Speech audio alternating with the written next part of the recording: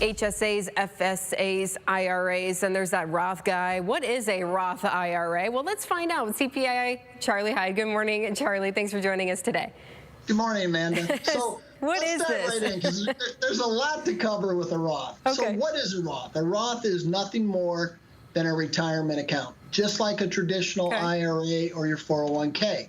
But there's some significant differences with the Roth.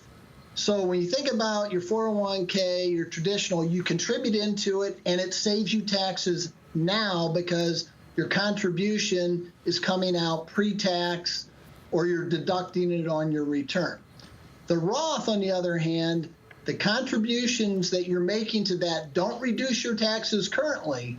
They're going to, but when you withdraw money in retirement, it's tax-free completely.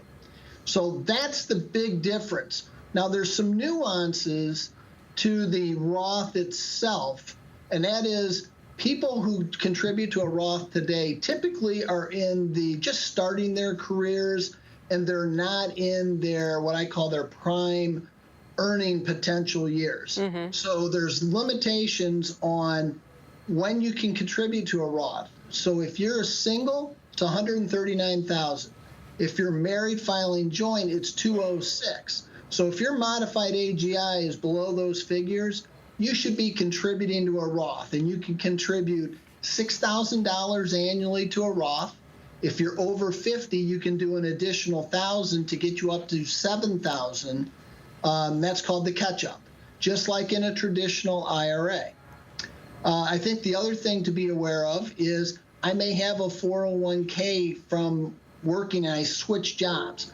What do I want to do? Do I want to roll that over to a new IRA or do I want to do it to a Roth? If you elect to roll it over to a Roth, just remember that's called a conversion. And that means that the account, the 401k dollars that were all pre-tax are going to get taxed currently to be able to put it into a Roth. Mm-hmm. That's not a bad thing, right? Provided you've got the cash set aside to cover those taxes. Right. Yeah. It's kind of you're crunching numbers to figure out what's the best situation there. So when you talk about who would benefit, we're talking about looking at your income level, right, and seeing where you are in that to figure out if this might benefit you. Now, what are some other benefits of a Roth IRA? Yeah. So when you think about it, you've retired and you might need to buy a new car. So if your funds are coming out of your retirement accounts, 401k, IRA, you're going to withdraw funds and you're going to pay tax on that. So if you need a certain dollar amount to put a down payment on a new car, you've got to take out more to cover the taxes.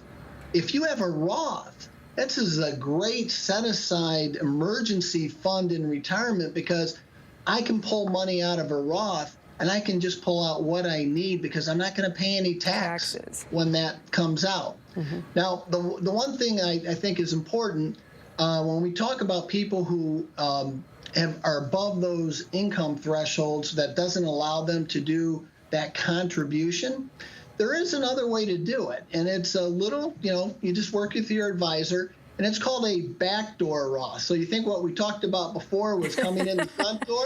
Okay. Do a backdoor. Jeez. And that simply means I'm going to contribute to a traditional IRA, do my $6,000 or $7,000, and then I immediately convert that traditional IRA to a Roth IRA conversion.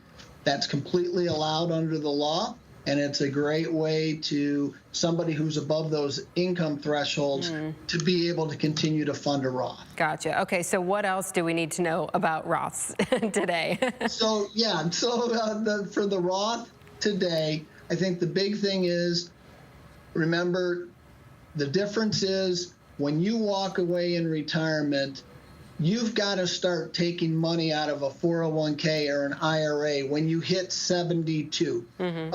And that's called that required minimum distribution. You can't avoid it. And that's basically the government saying you got to start taking this out and pay tax on it. There's no RMD for a Roth.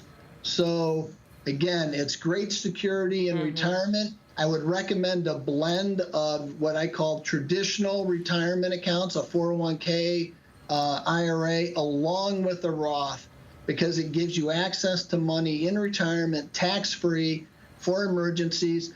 And the good news is, if you can't spend it all in your lifetime and you leave it to your heirs, anything in a Roth, they're not going to be required to take it out like they would in a 401k or an IRA. Yeah, so good, some good tax benefits there. All right, Charlie, thank you so much for bringing us up to speed on all things Roth.